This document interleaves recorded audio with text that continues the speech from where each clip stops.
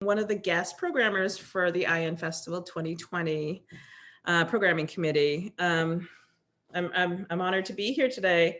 Joining us today are the incredible filmmakers. And you know what, we've got a little time, so I'm just going to kind of like ask you all to just kind of introduce yourself, and if you can tell us where you are, where you're from, and your film's name, and kind of like how the story came to you. Do you want to start, Miguel? Sure, thank you. So nice to meet everyone this way. My name is Miguel Hilari. I'm from Bolivia. I'm of Aymara and German origin, and my film is called Bocamina, which is translated as pit hole. Being pit hole, the entrance of a mine, but in Spanish the word also means mine mouth, which gives the mine like a certain human quality, which I like. And it's a film about a colonial, a city called Potosi, a city in Bolivia that was founded nearby a big mountain full of silver that was exploited by the Spanish in colonial times. And in some way, the city continues with this colonial history or way to say something. And what I did was first film a little bit of the work inside of the mine, and then in the second part I showed mostly in schools images, old images from colonial times or from beginning of the 20th century, and the children reacted to these images. So it's a film maybe divided into two parts, and it's about memory, images, labor, and colonialism also. Yeah. Beautiful. It's a beautiful film. Thank you. Who wants to go? Jeffrey, would you like to speak? Sure. Thank you for having me. And my name is Jeffrey Gibson. I live in the Hudson Valley, just north of New York City. And my families are from Mississippi, Band of Choctaw Indians, and my mother is Cherokee. And I don't actually consider myself a filmmaker, so I feel a little humbled here today. I was commissioned by Times Square Arts to do a video piece for the monitors in Times Square. And I was very excited about that. And I chose to do a video because I wanted to kind of overtake Times Square. And I'm pretty fascinated by standing in the middle of Times Square and how much light happens, you know, even when it's sunny outside. And I had worked with Sarah Ortegon previously on a video I did in 2015.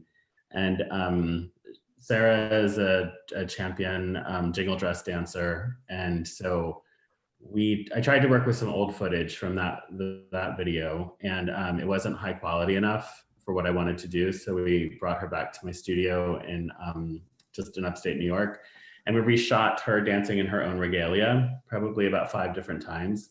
And then the video in Times Square was only, I think it's 2 minutes and 57 seconds is what we're able to do. But it takes over 70 screens.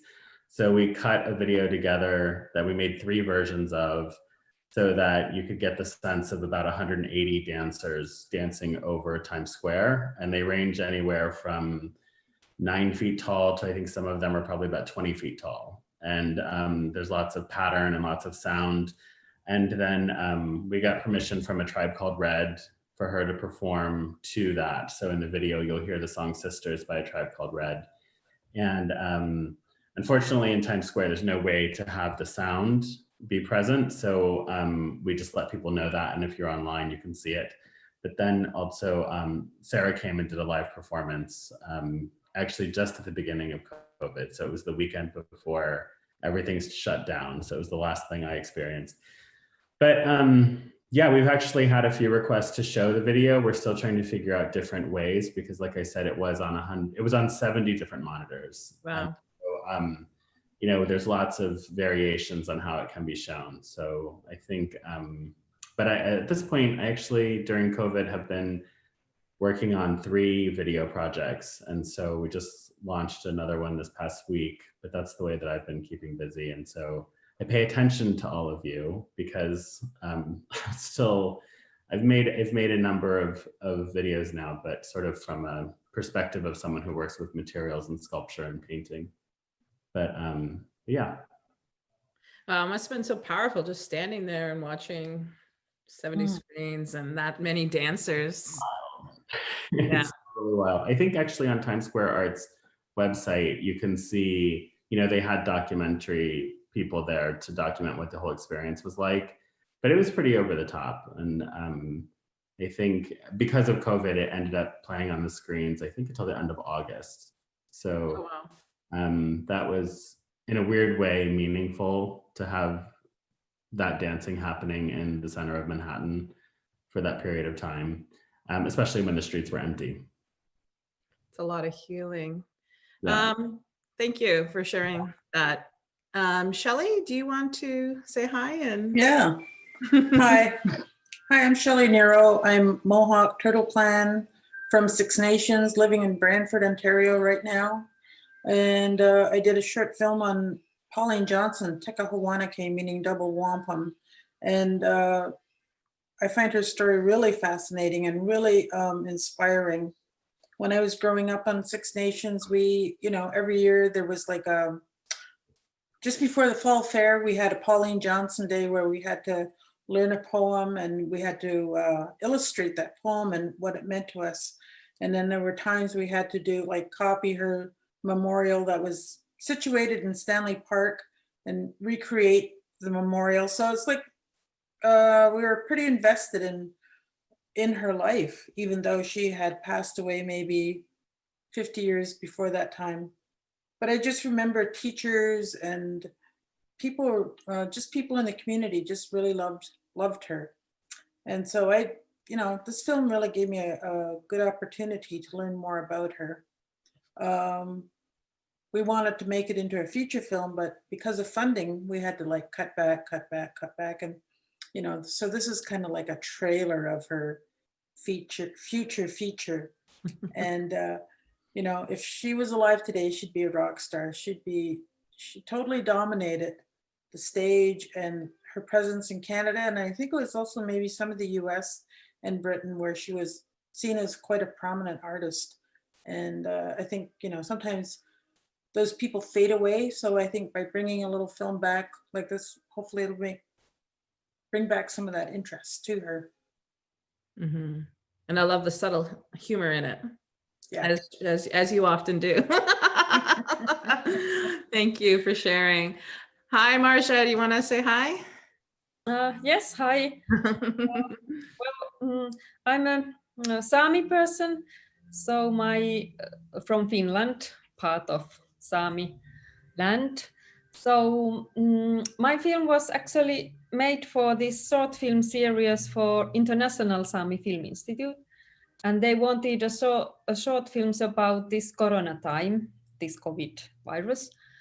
And they made altogether, they let some small fund to make 15 films altogether. And mine was part of that. And it was like it was, the maximum length was 5 minutes. And then there was actually about 3 to 4 weeks time to do the whole film from the beginning to the end and editing and everything. So it was really, I was really in a hurry. And so I made this story about my grandfather's cousin, this guy called Ola Ivar Helander, who was living in Sami area in the border of Finland and Norway, in the north of Finland. And he was my relative. And when there was this Spanish flu pandemic in 2018, so he and his brother, they wanted to, in a way, stay away from this death and this Spanish flu. So they made a grave.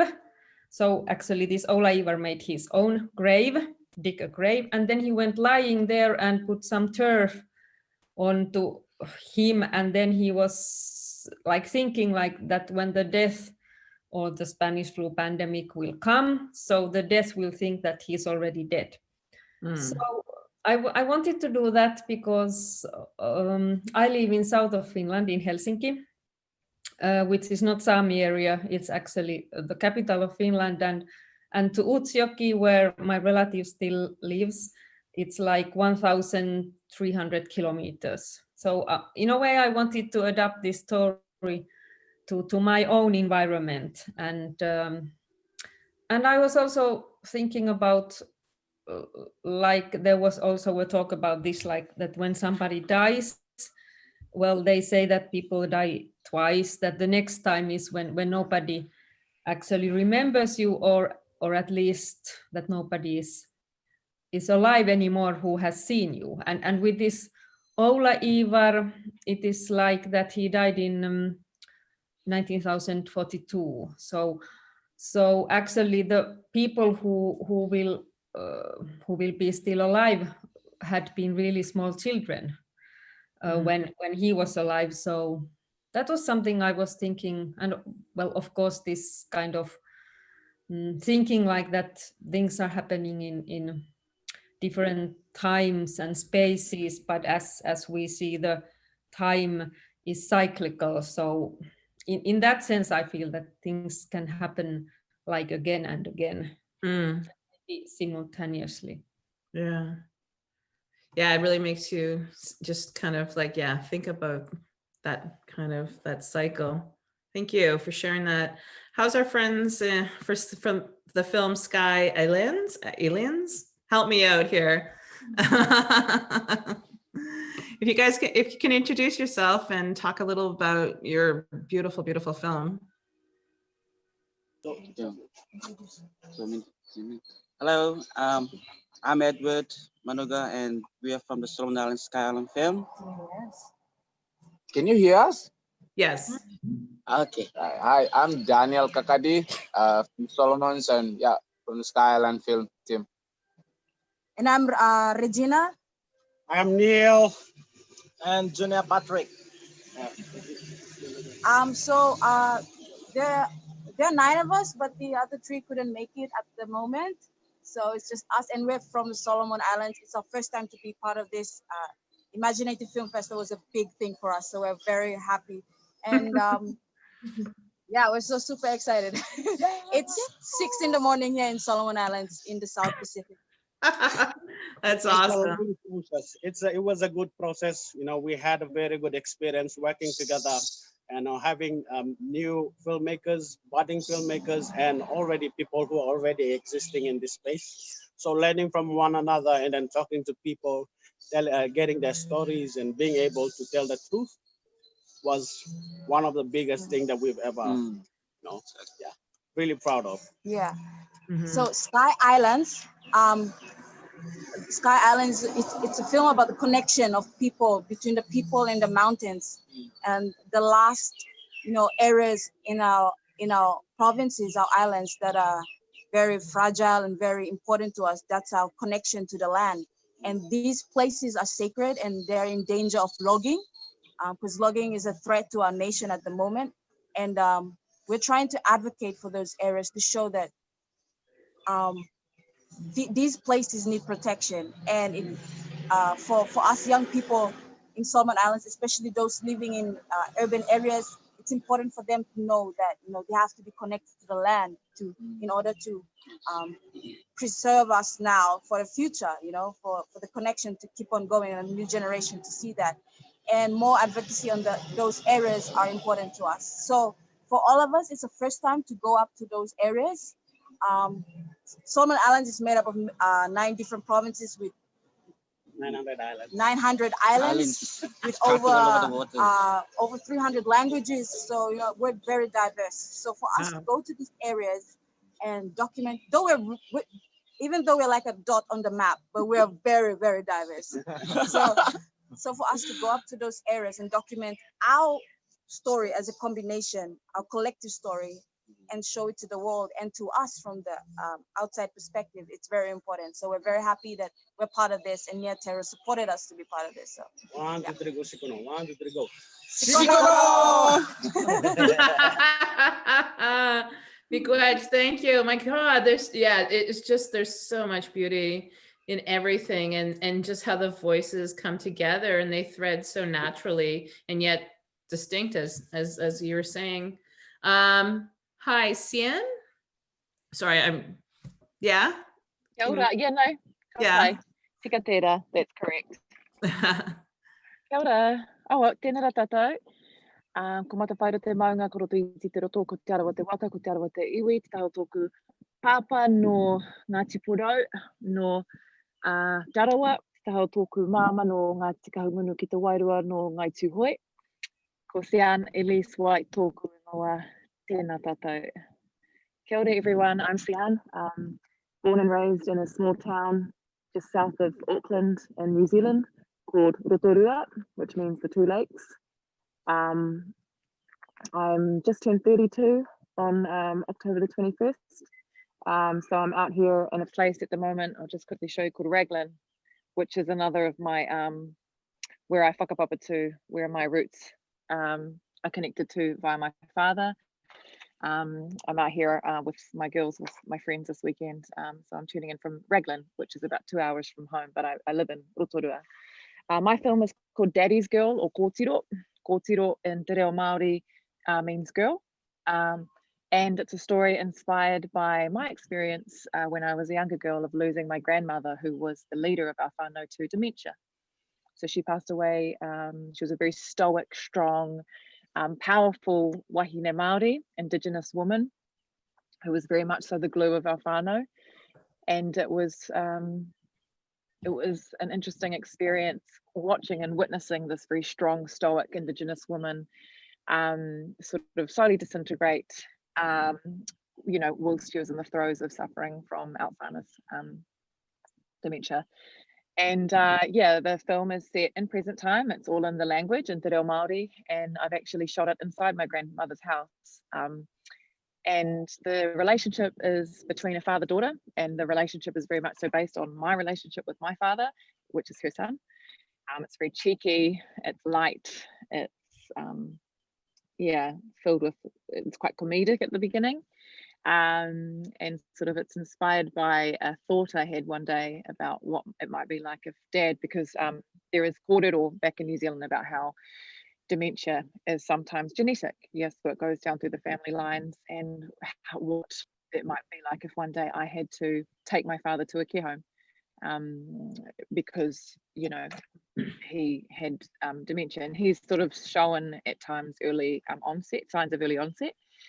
So yeah, and I'm deeply close to my dad.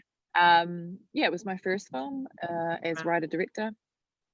Since then I've shot another film called Pixie Huia with my Sekseka Nation Blackfoot brother, Joshua Manyheads, who was over here from Māori lands.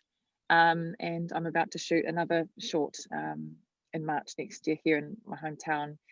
All the stories I tell derive from my knowledge of what it is to be an Indigenous Māori woman at this point in time, and their personal stories. And I just love the platform of filmmaking as a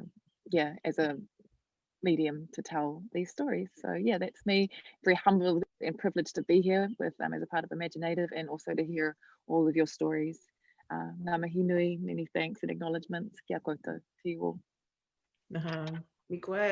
That's beautiful. There's such the beautiful connection with that family, and the way the daughter and the father, and then just telling that story is really, really touching. Miguel, your film is so connected with community and place, and especially when you're talking about colonialism and the mines. And do you want to, briefly, maybe for like a minute, if you have, can talk about your process of maybe connecting with the story itself, with the people and the land? Sure.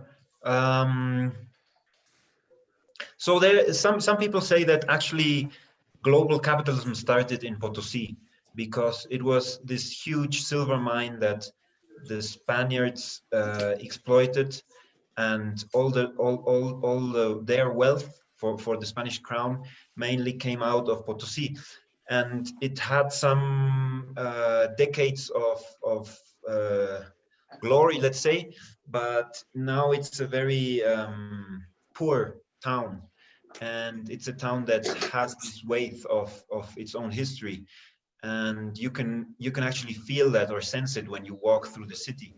So for me, it was very important to, well, I had worked before in films by friends that were filmed in mines, because mining is a very important activity in Bolivia, and the mine workers are a very strong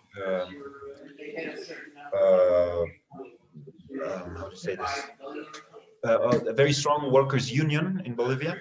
So they have this very powerful political force also.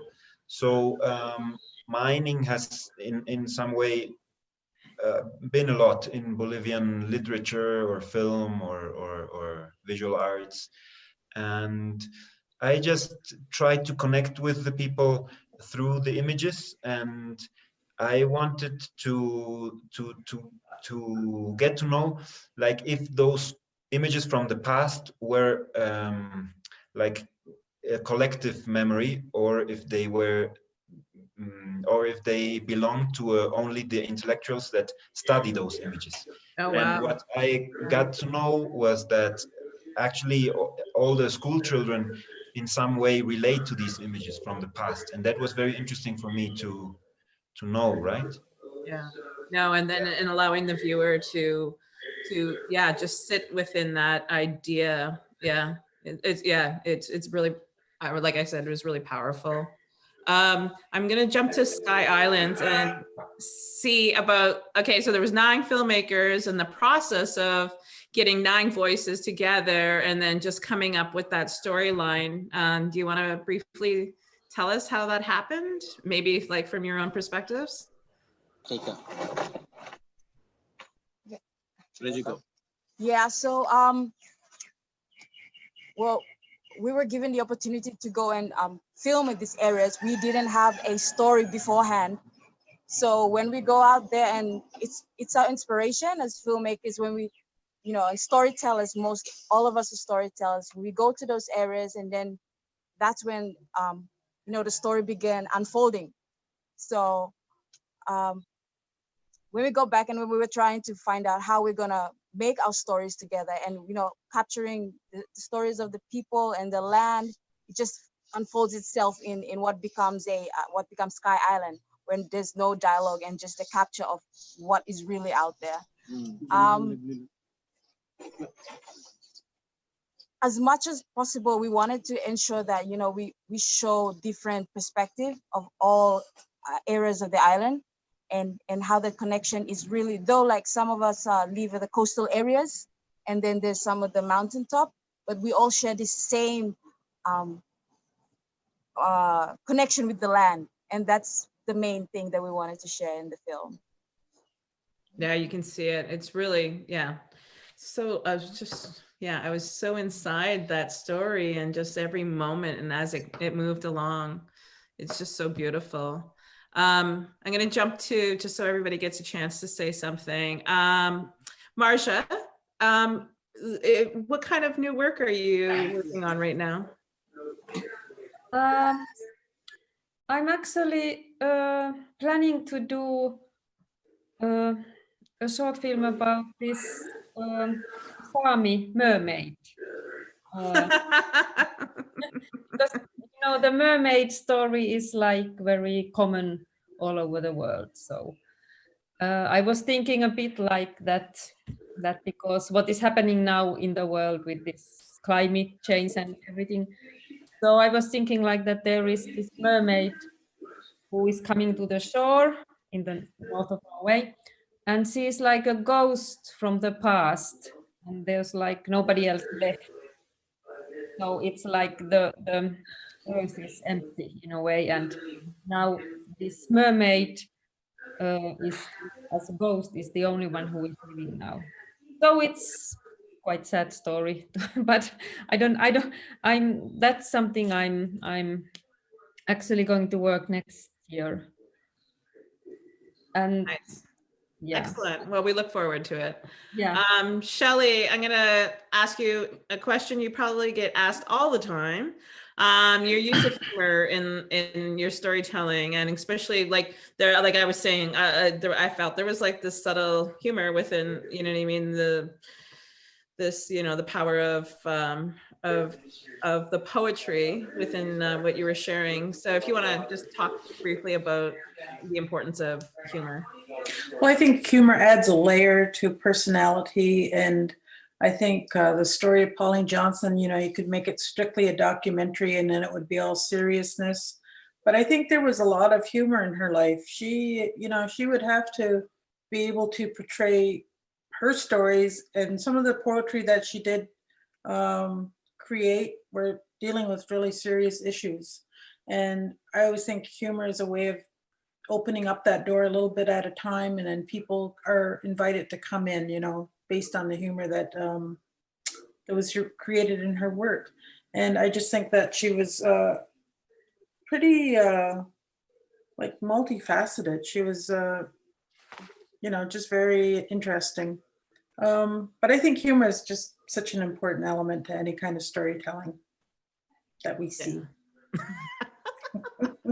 Yes, it is. Yeah. Cian, I was just going to ask you about like, just because you talked a little about this already, but like you're out on the land and you're out, you know what I mean, and that connectiveness, and like, do you have any more to share about that connectiveness around the land and your storytelling, and kind of where you're going to go in the future with it? Yeah, sure. I think I actually studied as an actor out here at a school called Twister Party New Zealand Drama School down in Wellington. Graduated 12 years ago, or 11 years ago now. And it's sort of a school where our Indigenous actors out here, like Cliff Curtis and even Sam Neill and some of those guys go. And it's really cool, getting command of the craft of acting. But I suppose as I have been involved in projects over the past 10 years, I've realized that the aligning with the story, you need to really be involved in the creation of it. So from a writer, director, producer perspective, from the genesis of the idea, because as an actor, I was finding that I was getting scripts and I had very little input by the time they hit me, and by the time I was actualizing and realizing these stories. And I found some of the stories I was telling was not an accurate representation of my voice as an Indigenous young woman in my 20s at the time. So I started to write. And when I wrote about things that inspired me, which was female heroes, women from back home that I looked up to, that really influenced me on my journey. So yeah, anything that I do, it comes directly from my roots and from my own personal story, even within Te Ao Māori, the world of Māori tanga. The next film I make is inspired by the crowning of the first Māori Miss New Zealand. They were both from the tribe I'm from, back home. Moana Whanga, she was crowned in 1954, and Maureen Kingi, who was crowned in 62. And the reason I'm focusing on that story is because I'm going to develop it into a feature. So I'm doing a short film first.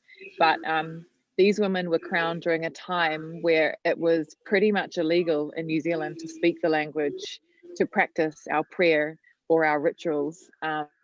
Yet these two Indigenous young girls were sort of thrust into the spotlight amidst all of that, and had to really, really skillfully manage the walk in the Western world and also the Indigenous, the Māori world back here at home.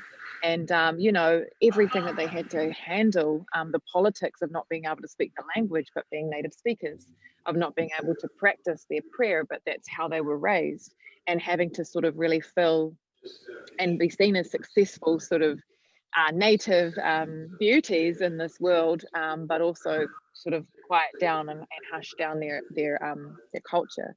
So that is really intriguing to me, and I feel that even though it's set back in the 60s, there are still parallels that I'm finding as a young woman in industries that I'm finding I'm having to navigate as well. So really, it's filmmaking and storytelling to me is an exploration of what I go through in life as an Indigenous young woman. And yeah, that's the way I'm going to continue for now.